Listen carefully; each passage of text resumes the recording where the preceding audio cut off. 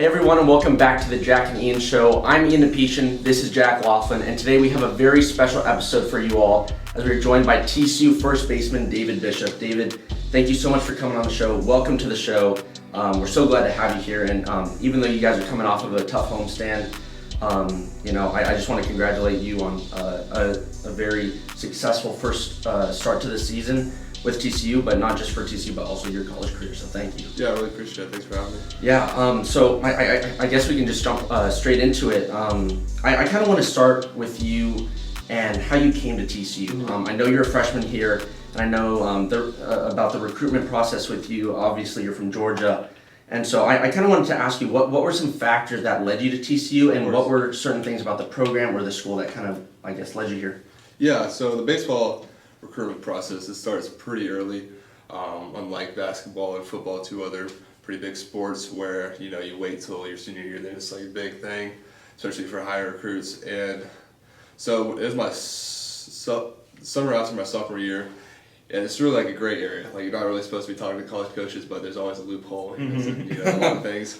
So just being able to come to TCU, get a feel for it, it's just amazing. I mean, they have the campus. The biggest things I was looking for was opportunity to develop. TCU obviously speaks for itself, and when you want to come and play great baseball, you come to a school like TCU. But just the development, the coaches, all that they have to offer, I just fell in love with, because that's the biggest part of college, especially at this level. You want to go to college to excel, but like most of the players here, you want to make it to the majors. So I think that was the biggest part when looking for schools was, can I develop, can I get better, will these coaches push me? And I think that it was just had everything that I was looking for. I mean, obviously, in Fort Worth, just a great place to be, great area, great campus, and it just all led up to being a pretty easy decision for me. Yeah, no, definitely. You kind of talked about development there, just a little bit, and I wanted to kind of touch on a subject about you and your position change. Yeah. You obviously came in as a third baseman, kind of shortstop, but you've obviously been regularly playing as a first baseman. Mm-hmm. Can you talk to us just a little bit about that transition process for you and the importance of being versatile in a game like baseball? Yeah, no, it's been a little bit of a tough transition. I've been shortstop, third baseman all my life. Haven't really played anywhere else. Obviously, when you're younger, you play a little bit outfield, you play a little bit here and there. So it's really new. First base and catcher were the two positions that I've never played in my life. Didn't even mess around with it when I was younger, and for it to be a position that I came in and it's my active position now, it's been pretty big adjustment, because it's like, even though it's an infield position that have the basics there, it's a completely different aspect of the game. You have a completely different role. I think just for the coaches to have the trust in me, I've just kind of taken that to heart and just put my all into learning the new position and just doing what I do with my athleticism. Yeah, no. Was there any particular reason the coaching staff gave you for that transition to first base? Was that something, or did you know that coming in when you were being recruited? They were like, hey, we know you play this, but we think you'd be great as a first baseman, or was it, you're on the roster, oh, we need a guy to play first base? They said, obviously I was recruited as a shortstop, and that's what a lot of colleges do. A lot of the top colleges, they'll recruit shortstops and kind of diversify them along the infield. Like, we have a few infielders who came as a shortstop in my freshman class, who was getting reps at second base and third base. They're not playing with the guys that we have now, but they're not getting reps at shortstop. So I think that's a big part of college baseball, is getting at athletic people, infielders that can play multiple positions. But no, I did not know I was be playing first. Really, it was a really strange thing one day when Coach Bill Mosiello once said, Bishop, go grab a first base glove and go to first, because I'd been getting a lot of reps at third. Right. Third and short being my two primary positions, and once I think once he knew that could be an impact with my bats, he saw first base as an opportunity for me to go, because we have Braden Taylor and Tommy Sacco over at short and third, obviously two amazing players, defenders. So and first was a position that was up for grabs, so he put me over there, let me compete, and just took that away with it. Mm. Good stuff. For sure, certainly interesting, you know. I know, Just right? walking into practice, hey, by the Crazy. way, you're first today. Exactly. Now, can you talked about getting better. TCU sets you up well to do that in the future and development. How is weightlifting kind of a part of transitioning between high school and college? Is the conditioning aspect of it different, or is that kind of really the same for you? You know, it's the basics are always there, but I think just the in-depth detail that Zach Dakin has for us has just been insane. Like, he's the best in the business, and I think so many people can vouch for that when they hear his name, and just the training that he can provide. You know, in the fall is really big of, you know, getting the players in, getting them ready for the spring so that they can have success. But yeah, it was just amazing to see all that he could have for us, and it wasn't just the front squat, deadlift, Right. bench, which is three big things that we do, but there's so many other supersets, you know, activation, just so many different things that he incorporates with the program that's just so unique that you can't find at high school. Yeah. For sure. Can you touch on how weight training has helped with your game? How you've seen it help with maybe power, or Yeah. just how it can help you there? You know, I think it's just an overall boost. I mean, if you think of it that way, just it's yourself, but just stronger. You know, I mean, getting help for speed, strength, your agility, athleticism. You know, I mean, it's just like, you think about running. You know, you want to be faster. You got you know, have the strength Right. to do so. It's not just sprints, but you know, being able to have the power to produce the speed. So it's just like, literally, you want to think of it as an upgrade. Right. It's really as simple as that. Totally. You know, literally just yourself, just but in a better form. Mm-hmm. Now, you talked about obviously getting more powerful, upgrading yourself, you know, exactly. getting better in that aspect. What, in terms of skill, have you tried to develop so far this season, or maybe in the fall? There hasn't been one specific thing. Just I think the overall is keeping my body in shape and check. You know, I think, you know, Zach Dakin does a great job with that, and he really kind of guides us. It's not really an individual thing that we're looking for, but I mean, just the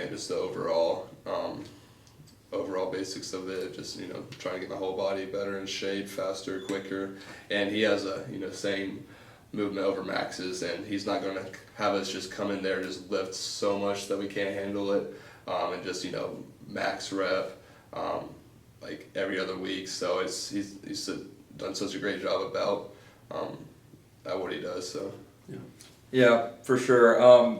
You talked about a lot about the team and how you're all a team in general. Y'all are quite young when you look up and down the roster, really, for the most part. And so what is it like kind of coming in and then having a bunch of guys that are kind of all around your age, not a bunch of juniors and seniors that you're kind of having to assimilate to that team? of course. You're kind of being able to craft this culture with these new guys and obviously a new coach. It's interesting, you know. It's a cool experience because with having younger players, you can still learn a lot. You know, again, having Coach Charles, being a new coach, you get to learn a lot from him. He can, you know, he's still you know, learning new things about his players, especially because he's the pitching coach. With all the new pitching that we have, I mean, we have guys that are coming in as freshmen doing damage. We have Cohen, Fieser, Gray Thomas, Caden Parker, seeing a lot of innings, and I think that's just really special for them to get in at such an early age, and just, you know, help the team so well. And then on the batting side, we obviously have B as a freshman, Logan Maxwell, who's got a lot of reps in left field, and then just think about all the sophomores too. I mean, it's just Right. like, it's just I think in this year, if we can get back on track to where we were at the start and just continuing to get better, and then next year, I think it's gonna be really fun to watch.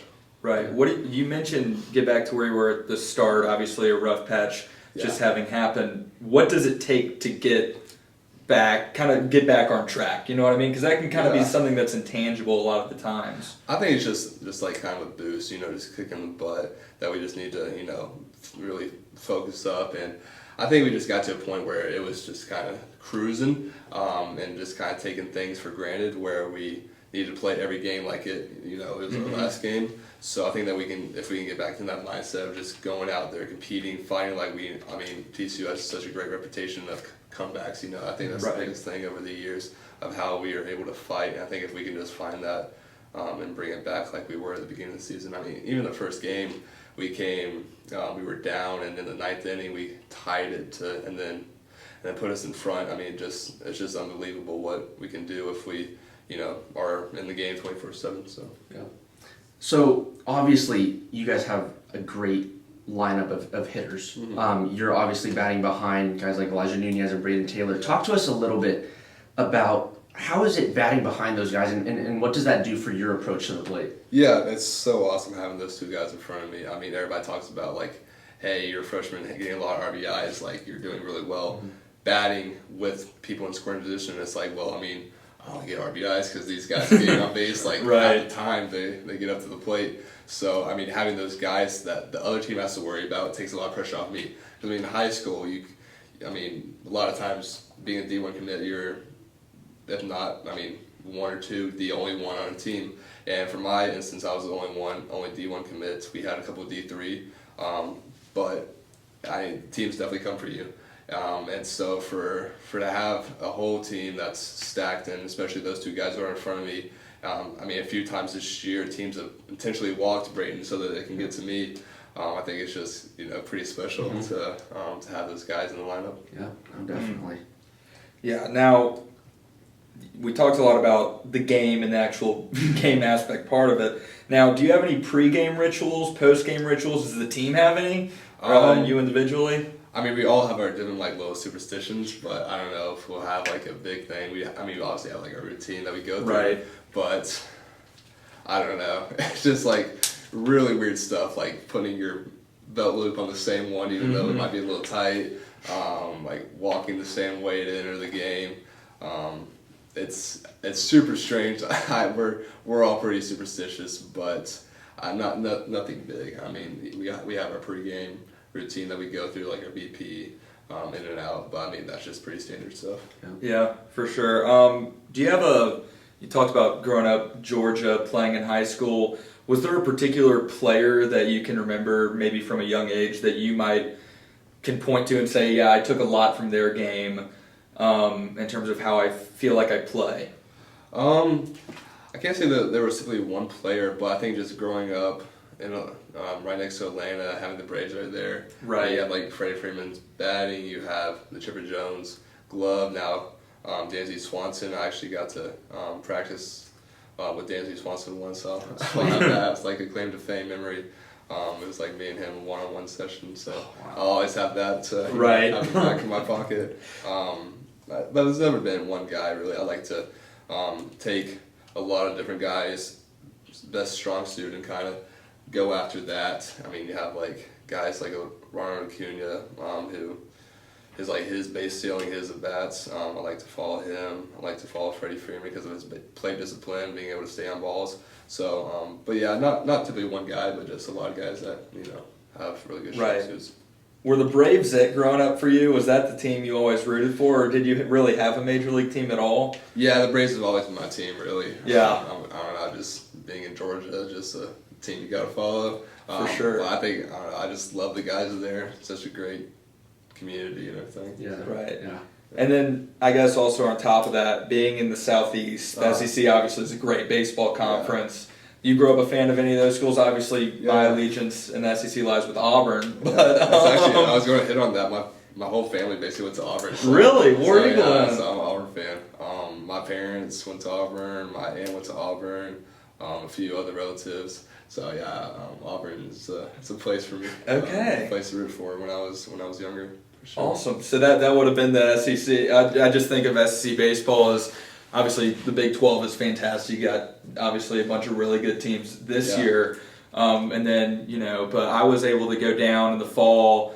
I was at Mississippi State, and they played Alabama in a scrimmage, and went to the Dude down there, which is the name of their baseball stadium, which is the best name of a baseball stadium I can think of, the Dude. But yeah, I just seeing that whole culture, and then obviously here it kind of being just as big in terms of how much people really do care about baseball. It's pretty impressive. But yeah, War Eagle, I think, is my main takeaway from that.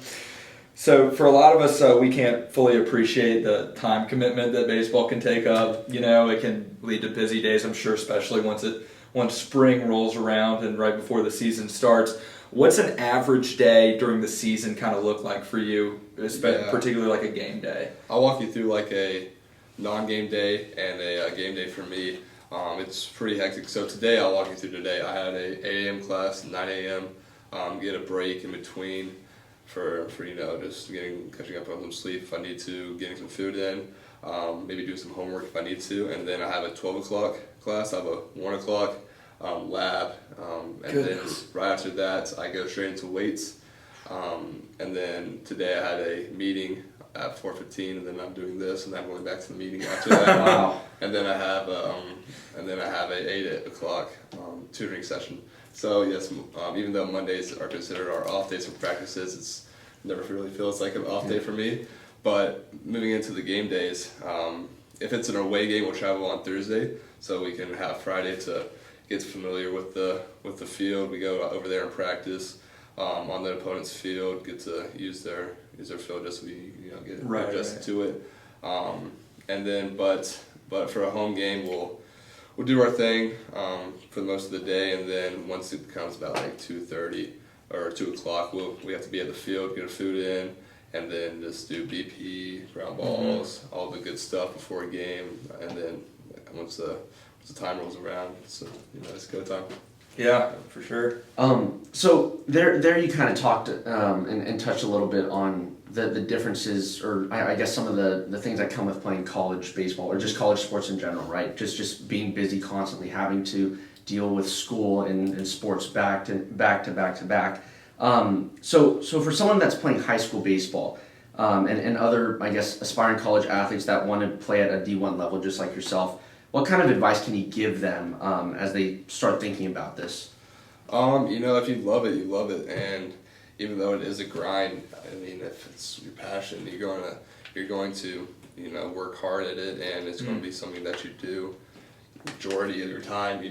Baseball is a year-round sport. It really is. I mean, after the season finishes, I'll be going to summer ball, and then right when I come back from summer ball, I'll be going to the fall ball for TCU, and so it's really a never-ending cycle.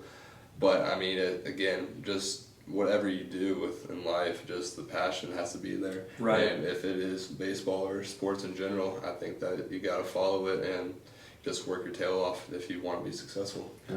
For sure. Now, before we hit some rapid questions here at the end, got another question. Have you ever been a part of a baseball game where the bench is cleared? This can be at any level. Any level. Just out of curiosity. I'm out of curiosity. I want to know. It feels like you played a good bit of baseball. I have played a good bit of baseball, but unfortunately, I've always wanted to be a part of a full-out brawl. I have not. Man. I mean, there has been a little snippets here and there, but nothing to where full benches will clear out. Although I've really wanted to, really wanted to experience it. Yeah. Feels like it's something that's gonna happen. I feel like it's something that you gotta have happen once in your life. I think you don't see it as much in today's game. I think it's more it's more friendly atmosphere. Right. I mean, social media is all over the place.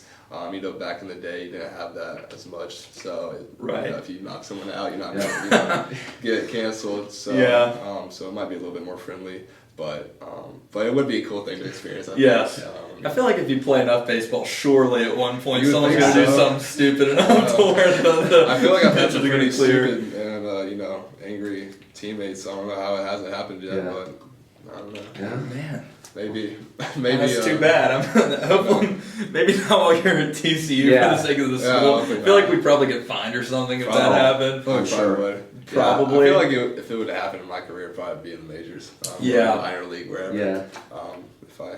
So I think that's probably where it would happen. A little bit more, egos there. Yeah. No. Definitely. That makes sense. So before we get to our last segment with these rapid fire questions, we do have a couple questions from just some of our followers. They've sent in a couple questions. So the first one that I want to ask you is about your hitting. So when did you exactly unlock your kind of opposite field power? Was that something that kind of came natural to you, or was that something that you've been working on and manufacturing over your time playing baseball? It's always been a kind of thought process that I've had going up to the plate, trying to stay through, work the opposite field. But I think just the power aspect of it, I never really had true opposite field power up until a couple years ago, and I think that just comes through development and. Like you said in the beginning, just the weight training part of it, like leveling up. So, Right. So yeah, no, to have my first career home run being opposite field shot was special for me, and I think that just sticks with my thought process again of not trying to do too much, not trying to reach for balls, just let it come to me and just do my thing. Yeah. And so, moving on to our next question. You kind of touched on this a bit earlier, but what's been the biggest difference between high school and college baseball, but more specifically D1 college baseball? I think just the professionalism of it. High school you can get away with a little bit. It's a lot more laid back, and obviously just the talent aspect of it as well. You don't have guys that are as good as you do here. The pitching. It's second to none at the D1 level.